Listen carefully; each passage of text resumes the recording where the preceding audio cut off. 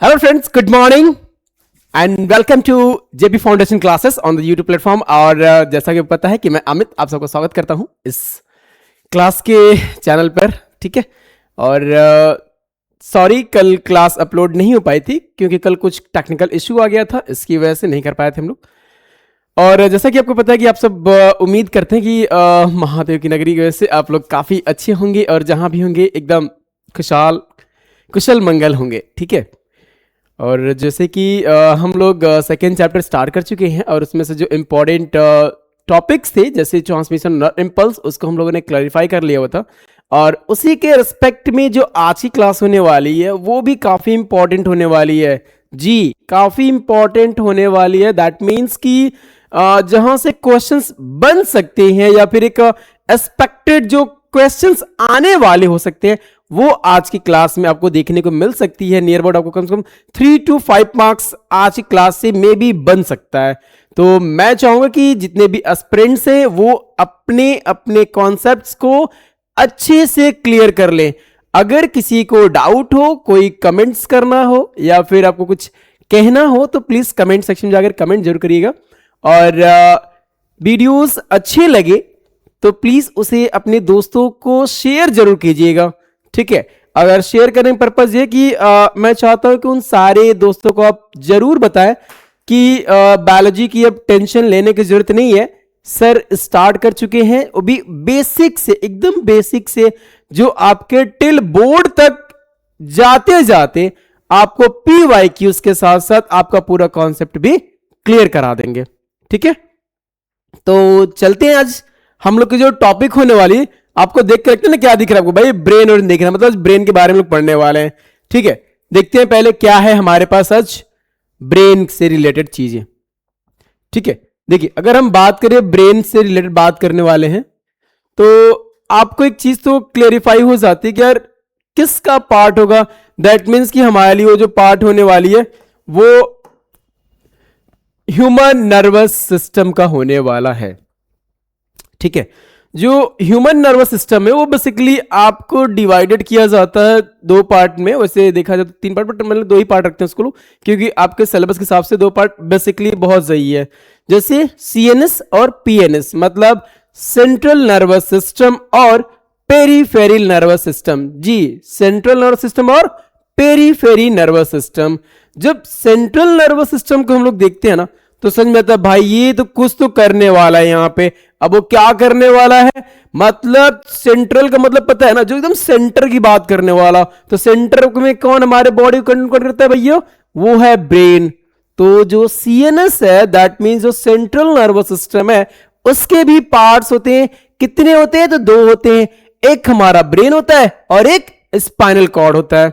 क्या होता है, स्पाइनल कॉर्ड होता है। तो हम लोग 1 by 1 करके चलते देखते हैं ना क्या क्या पहले ब्रेन की चीजें हुई उसके हम लोग समझ लेते हैं। देखिए जो नर्वस सिस्टम है वो डिवाइड हुआ है कितने फॉर्म में, तो 2 मेन पार्ट में डिवाइड हुआ है। पहला central nervous system that means the CNS and these CNS are undergoes to further brain and spinal cords. सही है ना, ब्रेन एंड स्पाइनल कॉर्ड्स। अब देखिए they act as the control center for the processing information। और इसका जो main work है वो क्या है, वो यहां पर अब कह सकते हैं कि जितने भी प्रोसेसिंग वर्क होती है ना वो ये काम करता है कौन, हमारा ब्रेन और spinal cord. That means CNS is a very important for your brain purposes, for your information purposes, for your processing purposes. Understood? Okay, now here goes to as peripheral nervous system, that means the PNS, and these are present nerves outside the CNS। कहां पर है ये, CNS के just बाहर में, outside the CNS है, and they connect CNS to rest of the bodies। और ये क्या करता है, जो CNS के थ्रू होती है चीजें वो बाकी बॉडी पार्ट्स से करती है, कनेक्ट करने का काम करती है। कौन, PNS करता है, मतलब पेरीफेरी नर्वस सिस्टम करता है। बात समझ में आ गया। CNS का काम क्या भैया, वो पूरे सेंट्रल बॉडी को कंट्रोल एंड कोऑर्डिनेट करता है by the processing by the information. और उसके जो मेन पार्ट्स कौन कौन से, ब्रेन और स्पाइनल कॉर्ड्स होती हैं। अगर हम बात करते हैं पीएनएस की, तो भाई पीएनएस हमारा क्या होता है, पेरीफेरल नर्वस सिस्टम होता है। जब पेरीफेरल नर्वस सिस्टम की बात करते हैं तो वो प्रेजेंस कहां पर होता है, जो सेंट्रल नर्वस सिस्टम का आउटसाइड रीजन होता है वहां पर होता है। और ये क्या करता है, सेंट्रल नर्वस सिस्टम तो कनेक्ट करता ही करता है, लेकिन उसके अलावा जो पार्ट होता है वो रेस्ट बॉडी जो होती है वो कौन कनेक्ट करता है, पीएनएस करता है। क्लियर है, कोई डाउट? ठीक है, कोई डाउट नहीं होना चाहिए। अब देखिए क्रेनियल नर्व, ये भी काफी इंपॉर्टेंट है, इसको भी देख लेते हैं। देखिए जो क्रेनियल नर्व होती है ना, वो 12 पेयर्स में प्रेजेंट होती है। कितनी होती है, 12 पेयर्स में प्रेजेंस होती है। और फ्रॉम द ब्रेन, ठीक है, ये जो क्रेनियल नर्व हमारे पास, ये आपका जो एंटीरियर रीजन, जो हेड रीजन होता है ना, वहां की बात करता है। इस रीजन में आपको 12 pairs of brain 12 pairs of nerve पाई जाती है। और एग्जांपल देख लीजिए, optic nerve for the vision. पहला, ये जो ब्रेन से कनेक्ट होता है ना, ऑप्टिक नर्व, मतलब देखने के लिए, जो आपको विजन में रिस्पॉन्सिबल होता है, देखने में रिस्पॉन्सिबल होता है, वो कौन है, ऑप्टिक नर्व होती है। कनेक्ट किससे होती है, हमारी ब्रेन से होती है। और देखिए स्पाइनल नर्व कितनी होती है, 31 पेयर्स होती है फ्रॉम द स्पाइनल कॉर्ड्स। ये किससे कनेक्ट होता है, स्पाइनल कॉर्ड से कनेक्ट होता है। कितने पेयर्स होते हैं, तो 31 पेयर्स होते हैं। आप याद रखिए, कभी कभी एमसीक्यूज में दे देते हैं कि cranial nerves are present in the pairs of, तो 12 पेयर्स। एंड हम बात करें हमारे पास spinal cord, the nerve is present in the 31 pairs. Clear है, बढ़िया, आगे हम लोग, ठीक है, चलते हैं। अब देखिए ये है आपका दिमाग। जी दिमाग, दिमाग मतलब आप नर्वस सिस्टम के बारे में पढ़ रहे हैं, तो इस नर्वस सिस्टम को हम देख सकते हैं कैसे यार, नहीं हमारे चीजें जो हैं वो ज्यादा बेहतर होने वाली हैं। देखिए कैसे बेहतर होने वाली है। इस नर्वस सिस्टम को देखिए हम लोग, तो जो नर्वस सिस्टम है उसके जो मेन पार्ट कौन है, सेंट्रल नर्वस सिस्टम है। दिख रहा है आपको सेंट्रल नर्वस सिस्टम। अब इस सेंट्रल नर्वस सिस्टम को देखो आप, ये ब्रेन है, दिख रहा है आपको, मतलब एक पार्ट इधर डिवाइड किया गया, एक पार्ट इधर डिवाइड किया गया। जो सीएनएस वाला पार्ट है आपको उधर दिख रहा है, और पीएनएस वाला पार्ट इधर दिख रहा है आपको। देखिए जो पीएनएस वाला पार्ट आपको मतलब पेरीफेरल जो नर्व सिस्टम है वो आपको दिख रहा है। इस तरफ में यार हार्ट भी दिख रहा है, मसल्स दिख रहे हैं, और आर्म्स, स्टमक सब दिख रहा है आपको यहाँ पर। मतलब कुछ यहाँ पर और चीजें होने वाली है, लेकिन यहाँ पर देखिए एक तो ब्रेन दिख रहा है आपको, ब्रेन के बाद आपको एक स्पाइनल कॉर्ड भी दिख रहा है। दिख रहा है आपको ये स्पाइनल कॉर्ड, ये वाला रीजन, ये पूरा पूरा स्पाइनल कॉर्ड दिख रहा है आपको। तो ये स्पाइनल कॉर्ड क्या है मेरे लिए, ये भाई काफी इंपॉर्टेंट होता है ये भी, ठीक है। तो CNS further difference into two parts, that is the brain and spinal cord. ये देख लीजिए भाई, पड़ोसी कहां से आ गया, इतना हंसते हुए दिख रहा लगता, पूरा बत्तीसी दिखा रहा अपना तो, ठीक है। अब देखिए स्पाइनल कॉर्ड, ये देखना आपको अच्छे से देख लीजिएगा, ठीक है, शायद पड़ोसों के मिल जाए, बट डरिएगा नहीं रात में कभी। ये देखिए पेरीफेरल नर्व सिस्टम देख लीजिए आपको यहाँ पर, ये हार्ट है आपको, ये देख लीजिए पेरीफेरल ऑटोनॉमिक नर्व सिस्टम होता है। ऑटोनॉमिक मतलब होता है जो इटसेल्फ काम करता है, बिना रुके हुए काम करता है, वो ऑटोनॉमिक होता है, ऑटोनॉमस होता है। तो इसमें हमारे पास हार्ट देखिए, ये पूरा हार्ट का रीजन देखिए, स्केलेटल रीजन को डिवाइड किया गया है। ये मसल्स देख लीजिए आपको, ये सिंपैथेटिक डिविजन्स देख लीजिए, एंट्रिक नर्व सिस्टम यहाँ पर आती है। ये पैरासिम्पैथेटिक में देखिए पैरासिम्पैथेटिक नर्व सिस्टम होती है, और ये स्केलेटल डिवीजन में हमारे पास स्केलेटल नर्वस सिस्टम होती है। आई थिंक आपको कोई डाउट नहीं होना चाहिए कि कौन सी चीजें कहां पर आपको देखने को मिल जाती हैं, चाहे वो सिंपैथेटिक हो, पैरासिम्पैथेटिक हो, चाहे स्केलेटल हो, ठीक है। तो आपको मतलब विथ रिस्पेक्ट टू देखिए तो नर्वस सिस्टम के बारे में वो सारी चीज आपको पता होनी चाहिए जहां से आपको देखने को मिल सकती है क्वेश्चंस में, ठीक है। तो यहां तक जहां मुझे समझ में आया कि नहीं यहां से क्वेश्चन बन सकते हैं, तो मैंने आपको इसीलिए समझाना सही समझा। दूसरा देखिए, जो ऑटोनॉमिक नर्वस सिस्टम है उसको देख लेते हैं हम लोग। जब ऑटोनॉमिक की बात करते हैं ना, तो उस ऑटोनॉमिक में सबसे पहले हमारे पास जो होता है पीएनएस के पास कंट्रोल क्या करता है, इनवॉलेंट्री एक्शंस को। Involuntary action that means that nerves या that works can not be done according to our will, वो इनवॉलेंट्री होती है। मतलब इनवॉलेंट्री का मतलब होता है कि जो अपने हमारे हिसाब से काम ना करे, वो अपने आप से काम करे। मतलब मेरा मन कर रहा है भाई मैं कुछ भी कह लूं, वो मेरा मन कर रहा है, वो हमारे मन के हिसाब से काम नहीं कर रहा, वो अपने आप से काम करेगा। जैसे आपका रेस्पिरेटरी सिस्टम है, क्या आप उस इसको कंट्रोल कर पाते हैं? क्या आपका पंपिंग ऑफ ब्लड है उसको रोक सकते हैं क्या? एक्सक्रीटरी सिस्टम को रोक सकते हैं? ऐसा नहीं है, वो सब कुछ इट सेल्फ काम करने वाला। ये ब्लिंकिंग ऑफ आईज है, इसको रोक सकते हैं क्या हम लोग? नहीं रोक सकते। That means that work as a involuntary actions. Clear है? जो हमारे विल के अकॉर्डिंग काम नहीं करता। बात क्लियर है? समझ में आ गई बात? देखिए, sympathetic divisions prepares body for actions. ये होता है जो बॉडी एक्शन के प्रिपेयर करता है, वो जैसे increase the heart rate during the stress, fight और द फ्लाइट। अच्छा स्प्रिंट्स आपने कभी अपनी क्लास में या फिर अपनी एज स्कूल टाइम में या छुट्टी के टाइम में देखा होगा कि मोस्ट ऑफ दी जो दोस्त होते हैं आपस में कभी कभी अनबन हो जाती है, तो यार स्ट्रेस ले लेते हैं, यार मेरा दोस्त यार मेरे से नाराज़ हो गया, आज क्या करेंगे, और काफ़ी स्ट्रेस हो जाते हैं। या फिर कभी आपके दोस्त से किसी की लड़ाई हो जाती है, ठीक है, तो उस टाइम आप क्या कहते हो? चल चल देखते कौन रहता है, चल, ठीक है। उस कंडीशन में जब आपका हार्ट बीट होता है वो कैसा होता है? हार्ट रेट एकदम बढ़ जाता है, आपका ब्लड प्रेशर बढ़ जाता है। भाई मारा कैसे इसको? आज तो इसको मारेंगे हम लोग। या आप कहीं ऊंचाई पे चले जाइए, उस टाइम आप जब नीचे दिखते हैं क्या लगता है? भाई डर लग रहा है मेरे को। उस टाइम क्या होता है? आपका हार्ट बीट बढ़ा रहता है। या आप कोई गलती कर दीजिए और सामने पिताजी खड़े हो जाएं, भाई आज तो गए, नप गए आज तो। उस कंडीशन में क्या होता है? हमारा सिंपैथेटिक डिविजन्स होते हैं, मतलब जो हमारा हार्ट रेट होता है ना भैया, वो सिंपैथेटिक पे काम करता है। अब देखिए पैरासिम्पैथेटिक देख लीजिए, promote relaxation, slows heart rate during the rest. अब क्या होता है? भाई पिताजी गए, अब बच गए, अब जान में जान आई, भाई आज मैंने उसको बहुत मार मारा है। वो कंडीशन क्या होगी? हमारे हार्ट रेट की स्लो कंडीशन होगी। अब जहां पर स्लो कंडीशन होगा तो हार्ट रेट तो नॉर्मल होगा ही होगा ना, ठीक है। जब हार्ट रेट नॉर्मल होगा तो आप समझ जाओगे यार नहीं, अब कोई कंडीशन नहीं, कोई दिक्कत नहीं, कोई परेशानी नहीं है, अब हम ठीक हैं।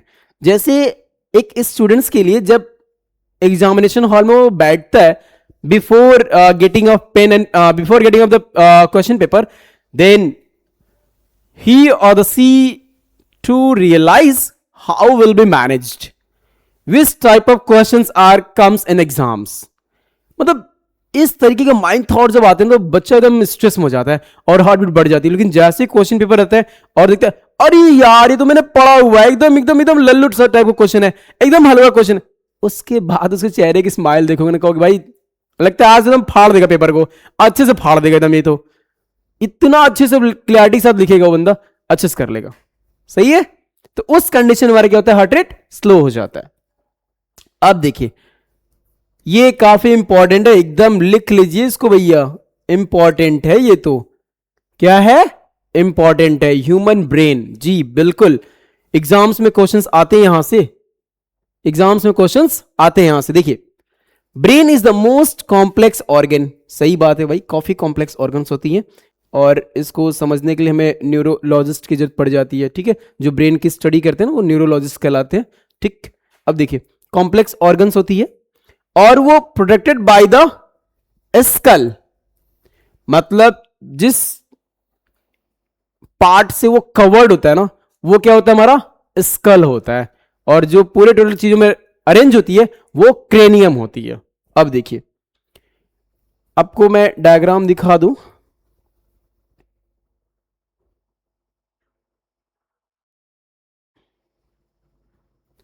ये देखिए, अभी वहां पर हम लोग आएंगे, पहले ब्रेन्स देख लीजिए। अब ये आपको दिख रहा है, ये स्कल रीजन, यहां पर स्कल आपको दिख रहा है, वो कलर में चेंज कर देता हूं, ये आपका स्कल, ये आपका मिड ब्रेन, ये आपका सेरिब्रम, ये आपका फोर ब्रेन, ये आपका हाइपोथैलेमस, ये आपका हाइंड ब्रेन्स, फिर पिट्यूटरी ग्लैंड्स, फिर स्पाइनल कॉर्ड।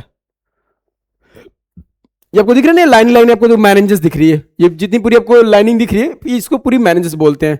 मैनेज का मतलब क्या होता है कि यार एक धसा होती है, एक लाइनिंग होती है, ठीक है, ये लाइनिंग होती है यहां पर। क्लियर है? अब आइए देखिए मैनेजेस 3 लेयर्स में होती है, ड्यूरा मैटर, आर्केनॉइड एंड पायामेटस। जो मैनेजेस होती है ना वो 3 पार्ट में 3 लेयर्स में डिवाइड होती है, ड्यूरा, पैरा पाया एंड आर्केनॉइड।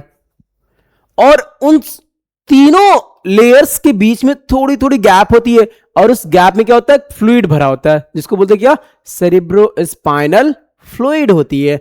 और ये सेरिब्रोस्पाइनल फ्लूइड क्या होता है, उसको फ्रिक्शन होने से, मतलब रिडक्शन होने से बचाती है।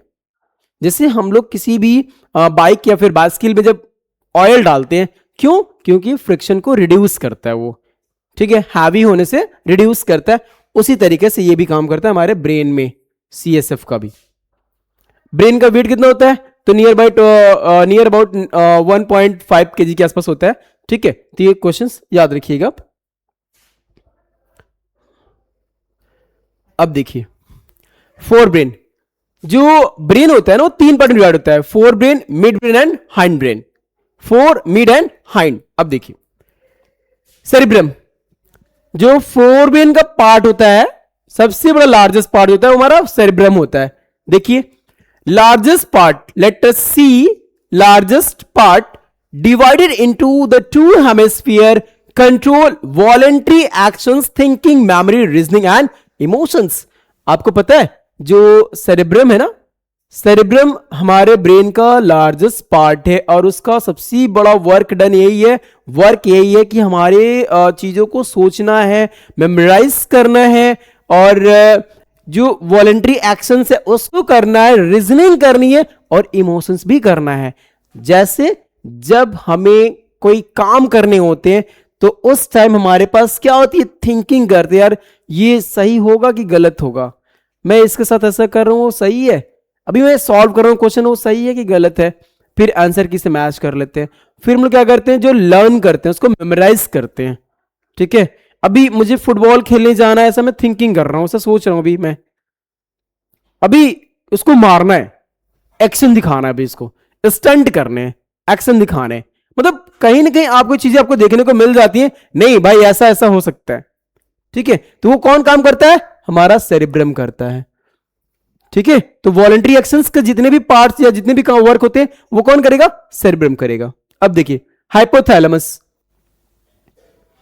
हाइपोथैलेमस से क्या वर्क होता है, यहां पर regulates the hunger, thirst, sleep and body temperature.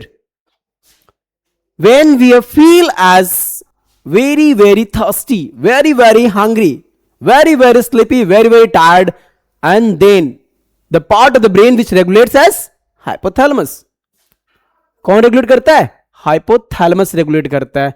अब उस हाइपोथैलेमस का सबसे खास बात यही है कि हमारे बॉडी में बहुत छोटे से पार्ट में है, लेकिन उसका वर्क बहुत ही इंपॉर्टेंट होता है।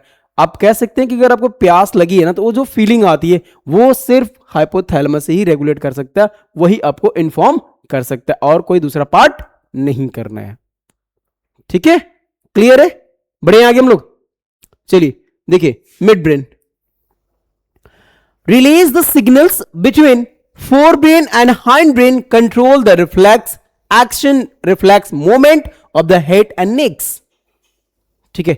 रिफ्लेक्स एक्शन की बात कर रहे हो तो कौन कर रहा है, हमारा मिड ब्रेन कर रहा है, ठीक है। कौन कर रहा है, मिड ब्रेन कर रहा है। That means hind brain between the forebrain mid brain control the reflex actions. अभी ये हैंड है, और इस हैंड पे मुझे कुछ समझ में नहीं आ रहा, मैंने क्या किया, बस तुरंत गया और एक गर्मा गर्म ग्लास पकड़ लिया, जल रहा है भाई, ये तो जल रहा है, अब जल रहा है, ये कैसे पता चलो भाई, थर्मो रिसेप्टर्स यहां पर होंगे, और ये थर्मो रिसेप्टर्स हमारे ब्रेन को मैसेज दिए होंगे, वो भी सोचो विद इन सेकेंड्स। तो जो अफरेंट और इफरेंट वर्क होता है वो मोटर नर्व और सेंसरी नर्व, अभी आगे आएगा, हम लोग बताएंगे हम लोग। तो वो सारी हम लोग कौन को बता रहे हैं यहां पर, इस स्किन के थ्रू पता चला। और ये जो रिफ्लेक्स एक्शन हुआ वो कौन कंट्रोल किया, मिड ब्रेन कंट्रोल किया। क्लियर हुई बात। चलिए हाइंड ब्रेन देखते हैं हम लोग।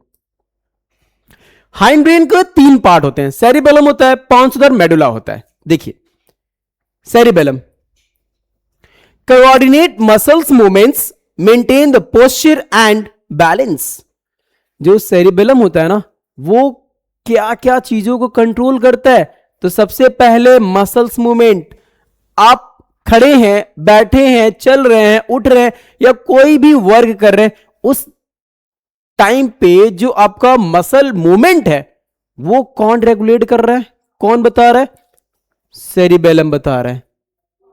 कभी कभी आपने किसी मेंटल्स को देखा होगा जो मेंटली एबनॉर्मल होते हैं बच्चे, उनकी जो एक्टिविटी होती है वो नॉर्मल नहीं होती, वो एबनॉर्मल होती है। वो लिखना कुछ और लिखना कुछ चाहते हैं, लिखा कुछ और जा रहा है, वो हैंड कहीं और डायरेक्शन में कर रहे हैं, वो चल कहीं और डायरेक्शन में रहे, मतलब कहीं ना कहीं आपको देखने को मिल जाता है यार नहीं प्रॉब्लम्स तो है यहाँ पर, वो एबनॉर्मल है इसलिए वो इसको कर नहीं पा रहे। तो जो बॉडी पोस्चर लैंग्वेज होती है वो कौन कंट्रोल करता है, सेरिबेलम होता है, जो एज नॉर्मल स्टूडेंट्स कंट्रोल नहीं कर पा रहे हैं। ठीक है, अब देखिए release the pons, sorry pons second part है, pons messages help in the respiration. आपने देखा होगा एक नॉर्मल एडल्ट पर्सन जो ब्रीदिंग रेट होती है कितनी होती है, 14 to 18 टाइम्स होती है, 16 to 18 टाइम्स होती है, मैंने आपको टॉपिक्स में बता रखा हुआ है। लेकिन एक ओल्ड पर्सन को जो जैसे ग्रैंड पेरेंट्स होती है हमारे,